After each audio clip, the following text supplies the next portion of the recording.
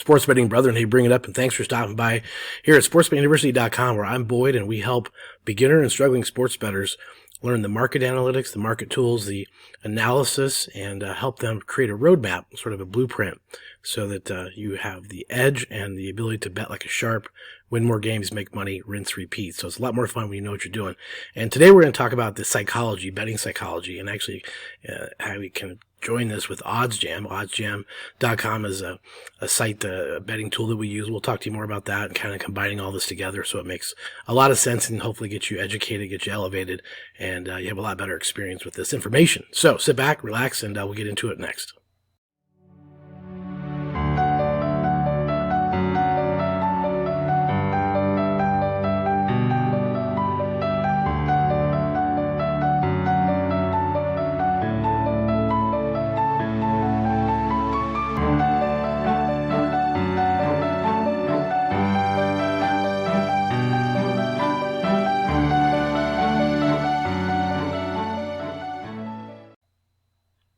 So as far as betting psychology, guys, there's many biases out there. There's lots and lots of biases. I bring today top 5 and then a couple extras at the very end, but I think there are ones that are to know and to be aware of and be cognizant of as you're making your selections and doing your handicapping. So we'll get into that here in a minute, but not a psychology major by any stretch of the imagination, but I think you need to incorporate this and consider this in your betting practices.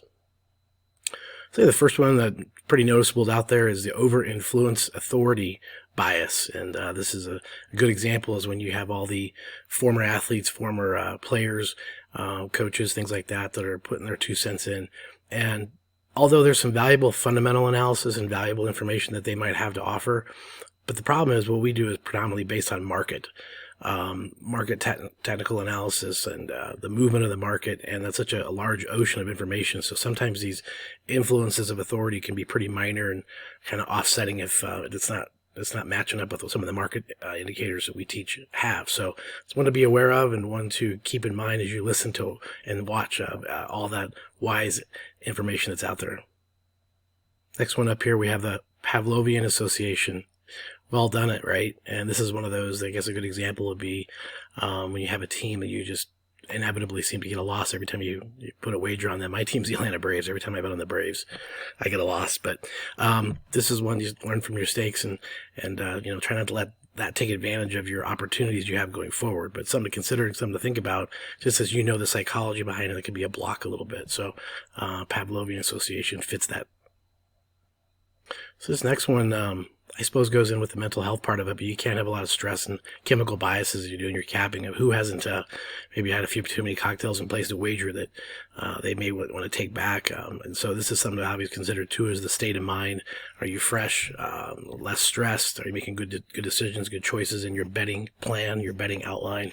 Are you doing the things you need to do to have that information as accurate as possible and not just sort of making a poor choice after stress/chemical inducement? Of course, this is the part where we like to get your feedback and insights on questions or things maybe you have done, maybe some psychological parts to sports betting that maybe you want to incorporate and put out here to the group. And of course, we are trying to grow this community, so make sure you leave a like, a share, a question, a comment, anything down below. But I'd like to hear your insights on some of your psychology with betting. This next one up is simple denial. Denial of doing what you're supposed to do relative to the strategies and methods you've learned, and that may not help or give you a positive edge. So the denial is when you refuse to take those steps and do those things that you know work and put that time in, put the energy in. And so sometimes when you do put in a lot of work, you're kind of forcing a pick that you want to see happen because you've invested that time. So just consider and think about the denial piece mentally in the sports betting, because you don't want to force it, and if it doesn't fit, then probably shouldn't put the bet in. This next one here is a bandwagon effect, and what I probably should have done is just put the logos in of the most recent Super Bowl winners, NBA Finals winners, Major League Baseball World Series winners. Whatever logo whatever team wins at the very end, you're gonna have a lot of bandwagon effect and a lot of bandwagon thought processes. People sort of want to see the recency and what happened, just a few weeks ago or a few days ago, and so that recency bias can kind of go hand in hand with the bandwagon effect. So sometimes you'll see people on the bandwagon too long and miss windows of opportunity that are coming up. And we'll talk more about that in the oncoming videos as far as some of the betting psychology. But something to think about is if you're on that bandwagon, there's a good chance the value's depreciated so much in a wager that you're sort of paying the premium price for a bandwagon team as more and more of the population, more of the market's on them. So probably something that you wouldn't want to be on.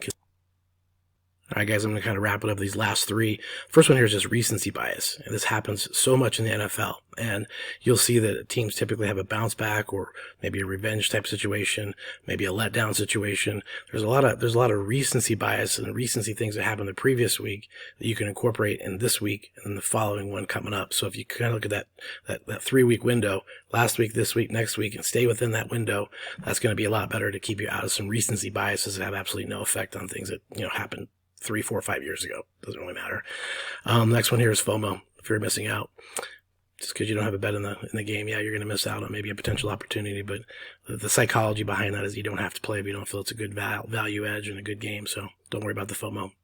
The last one is the availability bias. You're always trying to find the ability to get some action, trying to find the ability to put something on a game just for fun, just for action. And that's fine if it's recreational, but if you're looking at it from a positive EV or other edges, don't force that just because something's not available. So those are the 3 extras at the end here I wanted to add on that are part of 20, 30 other ones that are out there. So this is maybe a 30,000 foot view, and you can delve deeper and dive deeper into these in a lot of different articles and things. And if you have any questions, certainly email me at info@sportsbetuniversity.com. So lastly here, guys, I want to talk about how you can use all this information in conjunction with OddsJam.